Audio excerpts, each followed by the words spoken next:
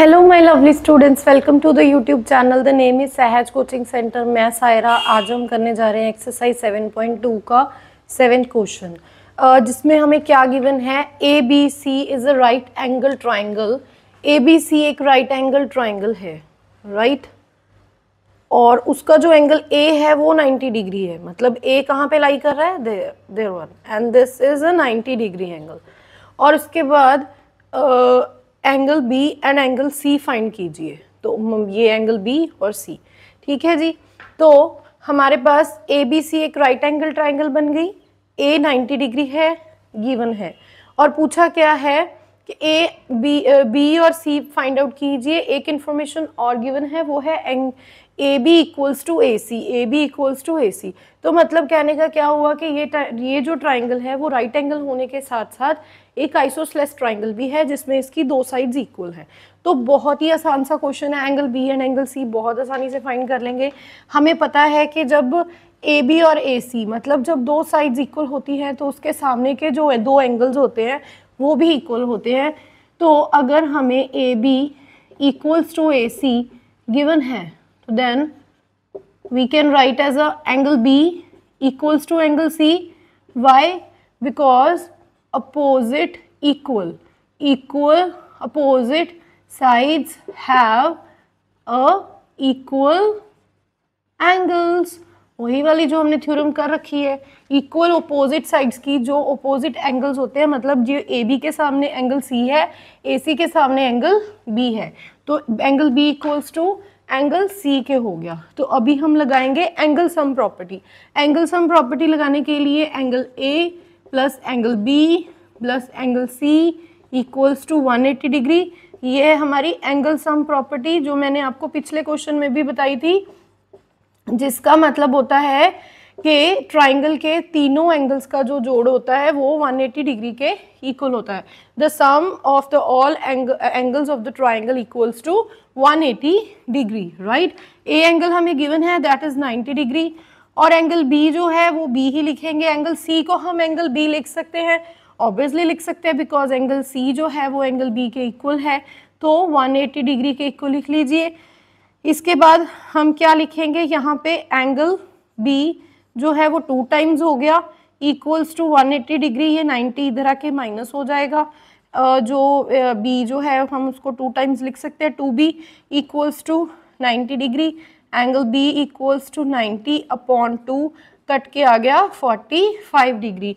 अगर हमारा ये वाला एंगल 45 डिग्री फाइंड आउट हो गया, तो ऑब्वियसली एंगल सी भी जो है वो हमारा 45 डिग्री है। हैंस जो एंगल सी है इक्वल्स टू 45 डिग्री।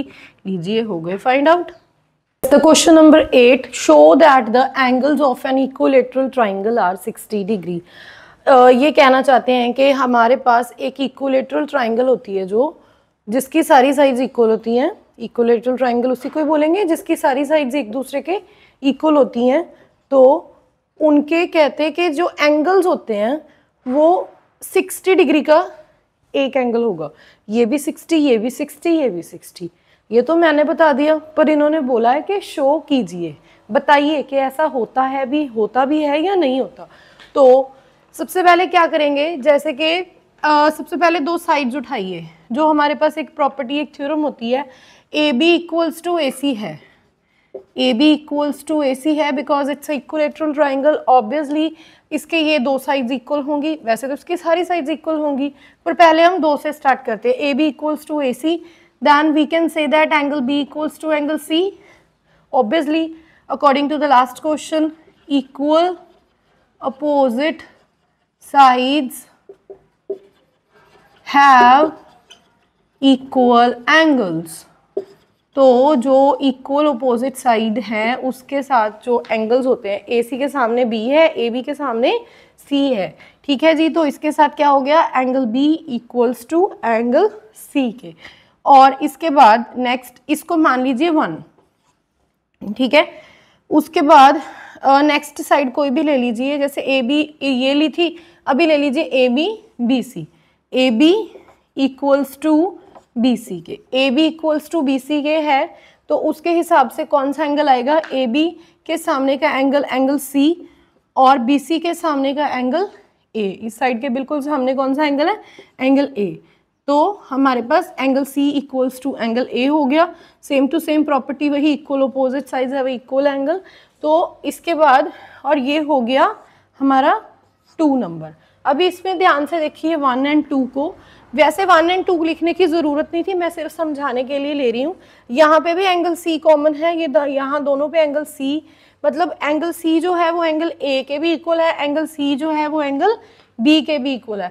तो दैट मीन्स फ्रॉम 1 और 2 एंगल ए जो है वो भी एंगल बी के इक्वल हो जाएगा। क्यों?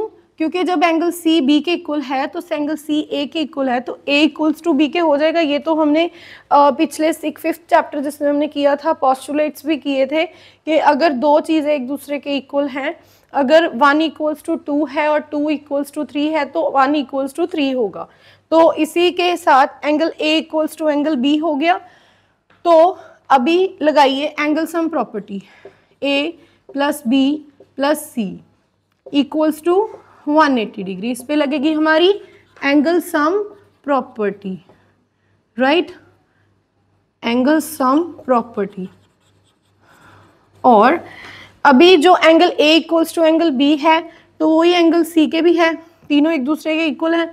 तो यहाँ पे हम angle A plus angle A लिख सकते हैं, क्योंकि बी को ए भी लिखा जाएगा, सी को ए भी लिखा जाएगा, मतलब सारे इक्वल हैं। तो 180 डिग्री और ये 3a बन गया equals to 180 degree. Angle A equals to 180 upon 3 multiply में है, नीचे आके इसके डिवाइड में हो जाएगा। तो 3 6 18, so angle A becomes 60 degree. अगर एंगल ए 60 डिग्री है तो ये एक इक्विलेटरल ट्राइंगल है, हम प्रूव कर चुके हैं। A equals to B equals to C है, एंगल ए बी सी के इक्वल है। ये भी 60, ये भी 60, ये भी 60 शो करना था, हैंस प्रूव्ड हो गया। तो इसी के साथ ही हमारी एक्सरसाइज होती है ख़त्म। और नेक्स्ट हम एक्सरसाइज ऑब्वियसली नेक्स्ट वीडियो में करेंगे। Thank you for watching, bye.